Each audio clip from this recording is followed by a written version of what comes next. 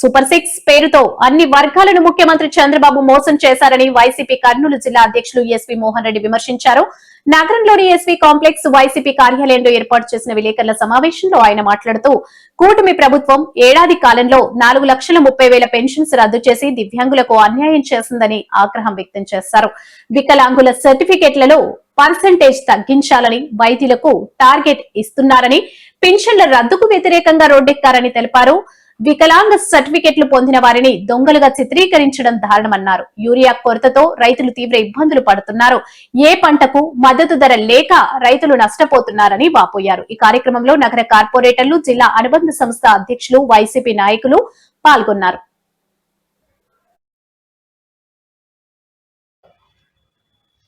పెన్షన్లు తగ్గించడం జరిగింది. అది వికలాంగులు కావచ్చు, వృద్ధులది కావచ్చు. అంటే దాదాపుగా 10% పెన్షన్లు కట్ చేసినారు ఒక్క సంవత్సరం లోపలనే. ఇంకా 4 సంవత్సరాలలో ఎంతమంది పెన్షన్లు పోతాయని ప్రతి ఒక్కరు కూడా రాత్రి నిద్రపోయేటప్పుడు కూడా భయపడతా పండుకునే పరిస్థితి ఉంది. వికలాంగుల పెన్షన్లకు మళ్ళా సదరన్ సర్టిఫికెట్లను పెట్టినారు. ఇంతకుముందు ఏ డాక్టర్లు సదరన్ సర్టిఫికెట్ ఇచ్చినారో అదే డాక్టర్లే మళ్ళీ అదే సర్టిఫికెట్ ఇస్తారు కదా. అట్లా కాకుండా డాక్టర్లకు ఏం చేసినారు, మీరు డాక్టర్లు అందరూ కూడా వాళ్ళ పర్సెంటేజ్ తగ్గియండి, వీలైన కాడికి కోతలు పెట్టండి అని వాళ్ళందరికీ కూడా ఒక్కొక్క డాక్టర్ ఇన్ని కట్ చేయాలని వాళ్ళకి టార్గెట్ కూడా ఫిక్స్ చేయడం జరిగింది. అందుకే 6 నెలల లోపలనే 4,30,000 పెన్షన్లు కట్ చేసినారంటే ఎంత దుర్మార్గంగా ఉన్నారు. ఇంతవరకు సంవత్సరం 3 నెలలు అయింది, దాదాపు 16 నెలలు అవుతుంది అధికారంలోకి వచ్చి.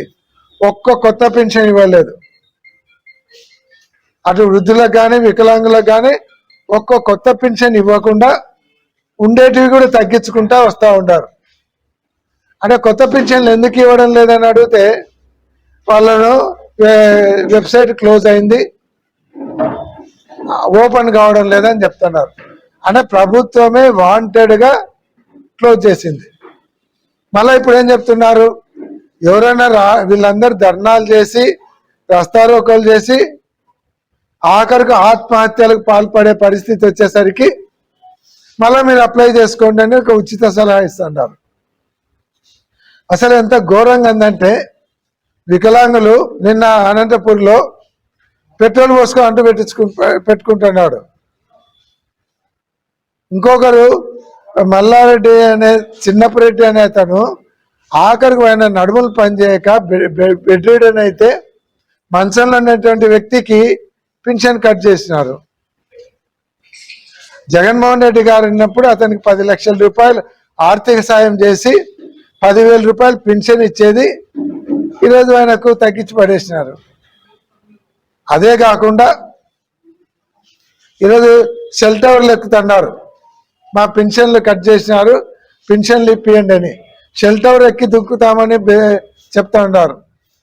ఆఖరికి ధర్నాలు చేస్తే ధర్నాలలో సొమ్మసిల్లి పడిపోయే పరిస్థితులు వస్తున్నాయి. అంటే ఇంత ఘోరంగా వాళ్ళను హింసించి వాళ్ళ పెన్షన్లు కట్ చేసి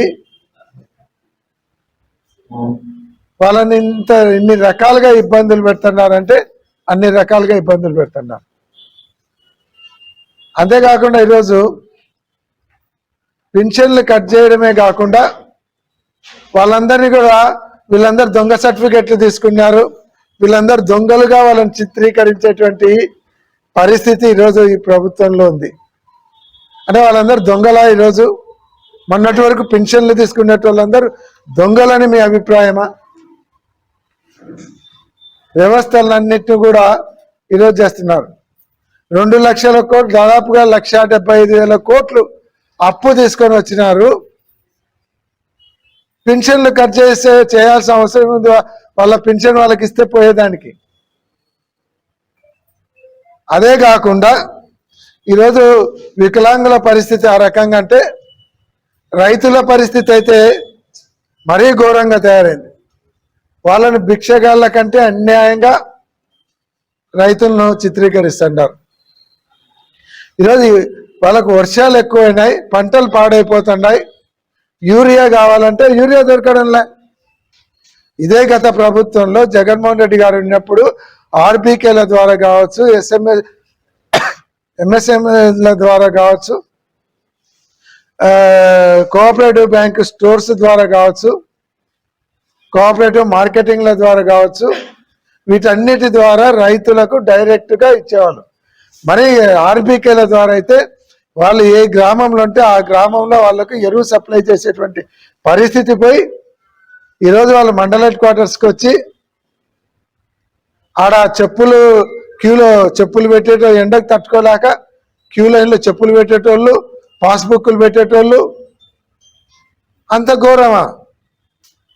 ఆఖరుకు యూరియా సప్లై చేయలేనటువంటి దీన స్థితిలో ఉండారా? చేతగానే పరిస్థితులలో ఉండారా?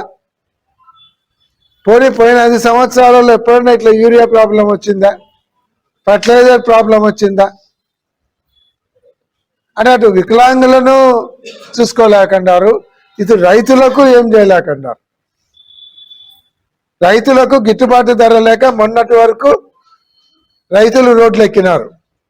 రోడ్లెక్కి ధర్నాలు చేసి వాళ్ళు నానాక ఇబ్బందులు పడుతుంటే రేట్లు లేక, పొగాకుకు రేట్ లేకపోయా, మామిడి పంటకు రేట్ లేకపోయా, పత్తికి రేట్ లేకపోయా, దేనికి సపోర్టింగ్ ప్రైస్ లేకపోవడం వల్ల జగన్మోహన్ రెడ్డి గారే స్వయాన పొగాకు రైతులను, మామిడి రైతులను పలకరించడానికి వస్తున్నాడంటే అప్పుడు మీరు కేంద్రానికి లెటర్ రాస్తారు.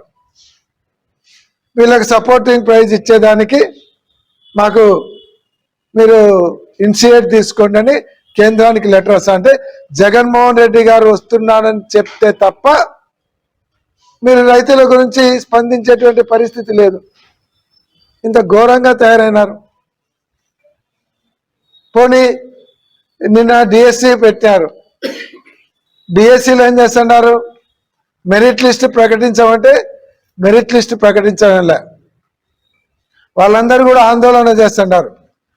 ఎవరు సెలెక్ట్ అనేది వాళ్ళకి సీక్రెట్గా సెల్లులో మెసేజ్ పోతాడంట.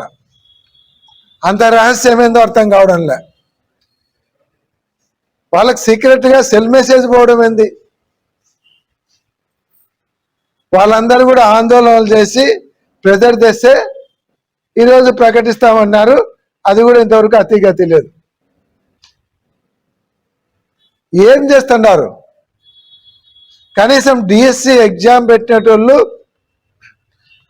మెరిట్ లిస్ట్ ప్రకటించడానికి మీకేమి అంటే అదేదో లోపాయకారి కార్యక్రమం జరుపుతూ ఉన్నారు.